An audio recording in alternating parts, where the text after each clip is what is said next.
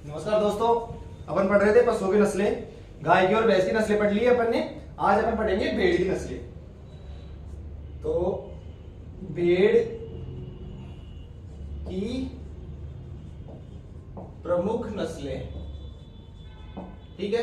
तो वही पहले वैज्ञानिक नाम, गुणसूत्र वगैरह कितने हैं वो देख लेते हैं अपन। तो भेड़ का वैज्ञानिक नाम क्या होता है? वैज्ञानिक नाम है ओविस एराइज।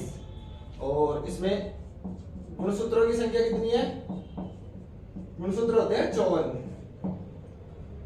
ठीक है। उसके बाद में भेड़ की पंजीकृत कुल देशी नस्लें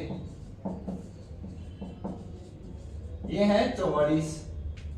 और इनका पंजीकरण करने वाली संस्थान है राष्ट्रीय पशु आनुवंशिकी संसाधन ब्यूरो। संस्था कौन सी है? राष्ट्रीय पशु आनुवंशिकी संसाधन ब्यूरो। और इसका मुख्यालय है करनाल, हरियाणा में, ठीक है। ये तो ये कोई कुछ बेसिक जानकारी। अब अपन पढ़ते हैं प्रमुख नस्लें। तो एक एक लेते हैं उनको। फिर भेड़ की पहली नस्ल आती है नेल्लोर। तो जैसे गाय में सारणी बनाई थी वैसे ही इसमें भी सारणी बनाएंगे अपन। यहां पे तो लिखेंगे नाम, कहां पाई जाती है और विशेषताएं।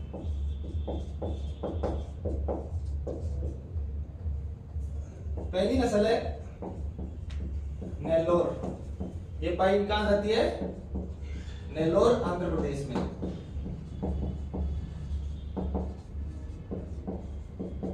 ठीक है। और इसकी विशेषता ये है कि ये सबसे अच्छी मटन ब्रीड है। भेड़ के मांस को क्या बोलते हैं? भेड़ के मांस को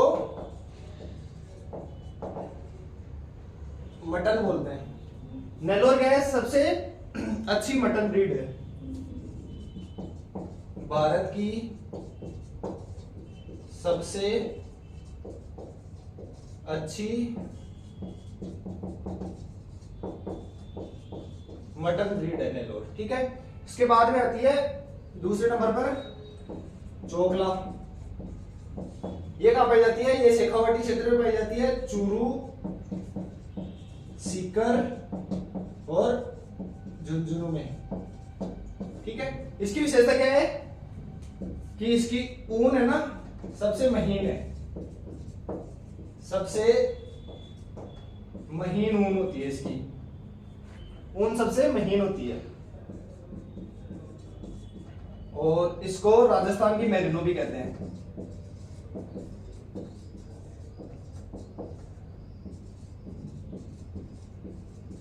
अब इसको याद करने का तरीका कि शेखावटी आदमी कोई भी बात है जरा, मतलब कोई काम है जरा अपन कोई काम उठा हो तो ये बोली चोखो, चोकला, चोखो, शेखावटी क्षेत्र, चूरू, सीकर, झुंझुनू। तो ये याद करने का तरीका हो गया इसका, ठीक है। फिर उसके बाद में तीसरे नंबर पर आती है मारवाड़ी। ये कहां पे पाई जाती है?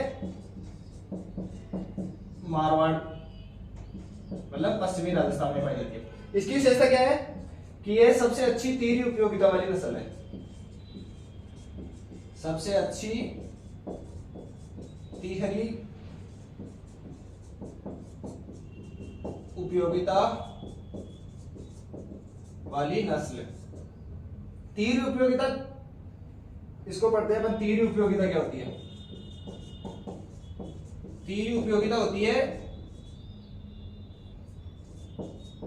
इसमें पहली तो आती है दूध के लिए कि ये दूध भी अच्छा देती है। दूसरे नंबर पर ऊन का उत्पादन भी इसमें अच्छा होता है। तो तीसरे नंबर पर आती है मांस के लिए कि मांस का उत्पादन भी अच्छा होता है इसमें, ठीक है। ये हो गई 3 नस्लें। फिर चौथी नस्ल आती है अपनी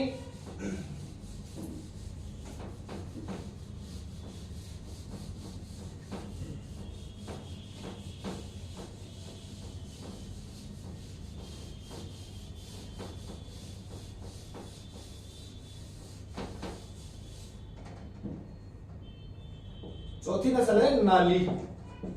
ये कहां पाई जाती है? श्री गंगानगर, चूरू और झुंझुनू में। इसकी विशेषता क्या है? इसकी आंखों पर पीले रंग की धारी होती है।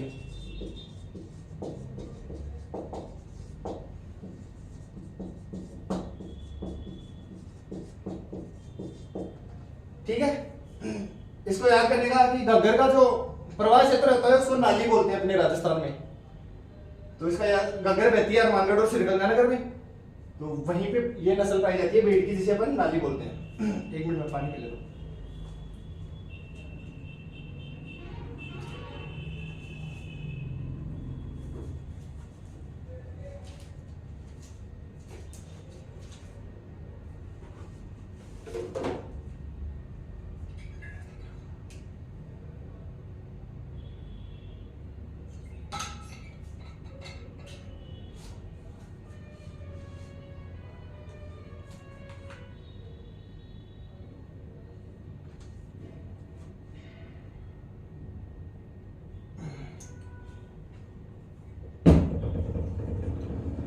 ठीक है, फिर अगली नस्ल आती है जैसलमेरी।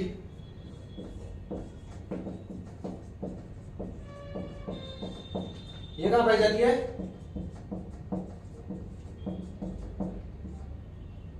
जैसलमेर में पाई जाती है और इसकी कोई विशेषता है नहीं। फिर छठवें नंबर पे आती है पुगल। ये पाई जाती है बीकानेर में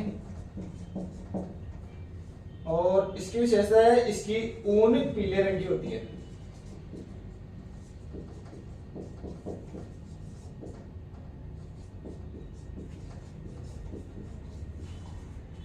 ऊन पीले रंग की होती है। ठीक है, ये छह नस्ल ये हो गई। फिर इसके बाद में अगली नस्ल आती है मंड्या, जो पाई जाती है कहां पे? कर्नाटक में, और वो भेड़ की सबसे छोटी नस्ल है। अगली नस्ल है 6 हो गई, 7वीं है मंड्या। ये पाई कहां जाती है? कर्नाटक में। तो इसकी विशेषता क्या है?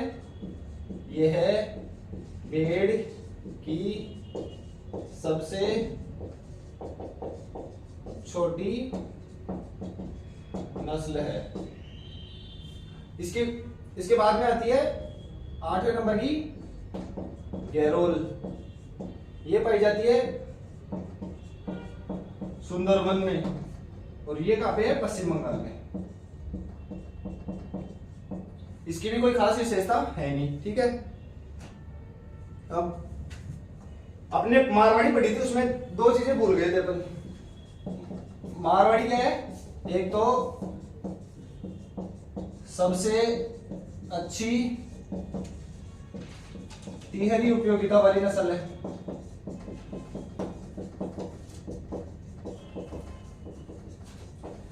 दूसरी इसमें आती है इसकी रोग प्रतिरोधक क्षमता सर्वाधिक होती है। रोग प्रतिरोधक क्षमता सर्वाधिक, और सबसे ज्यादा दूरी तय करने वाली भेड़ है ये।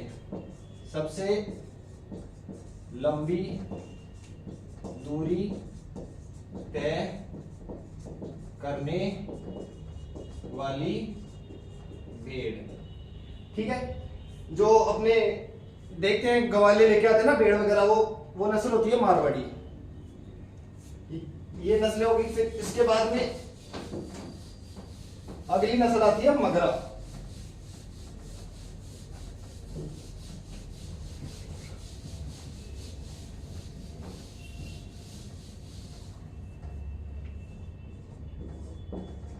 मगरा ये बीकानेर में पाई जाती है और इसका अन्य नाम है, इसको बीकानेरी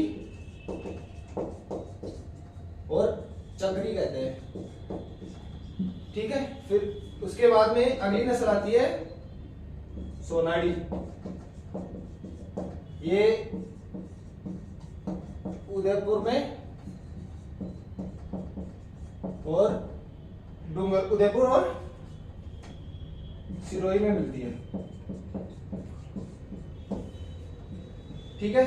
इसको इसका अन्य नाम है, इसको चनोत्तर कहते हैं। और इसकी एक विशेषता है लंबे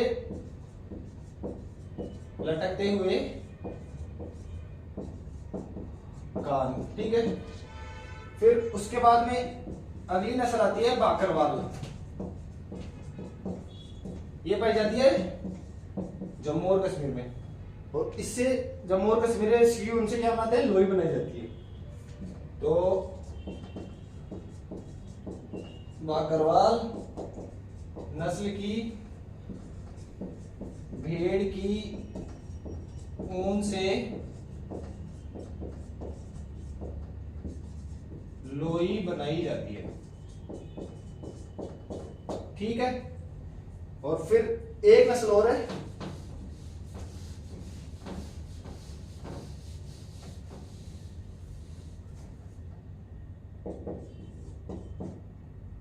गड्डी। ये कहां पाई जाती है, कुल्लू, हिमाचल प्रदेश में।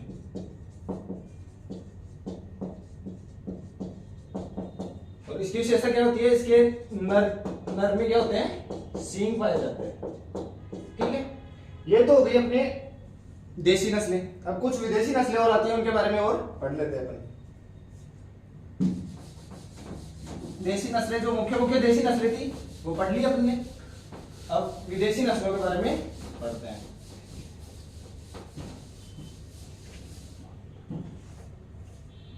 विदेशी नस्लें, पहली है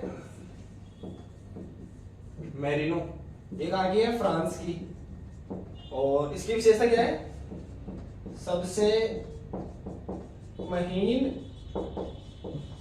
ऊन और सर्वाधिक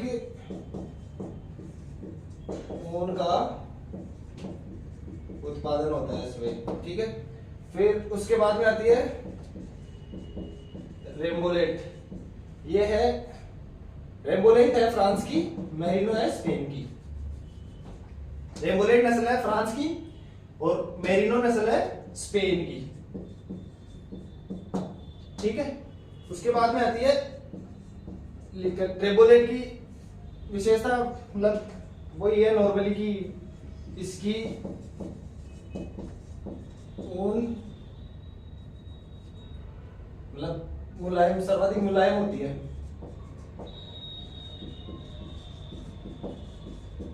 इसके बाद में आती है लिंकन। ये कहाँ की है, इंग्लैंड की है। और इसकी विशेषता क्या है, ये सबसे भारी नस्ल है। और एक लास्ट नस्ल और पढ़ लेते हैं अपन विदेशी नस्लों में, साउथ डाउन। साउथ डाउन नस्ल भी इंग्लैंड की है। और इसकी विशेषता क्या होती है, इसका मुंह चूहे जैसा होता है, मुंह चूहे जैसा होता है। तो भेड़ की जो मुख्य नस्लें थी वो अपन ने पढ़ ली है। मतलब यही है, इनसे बाहर कोई क्वेश्चन नहीं आएगा। अब अगले वीडियो में अपन पढ़ेंगे बकरी की नस्लें। बहुत बहुत धन्यवाद।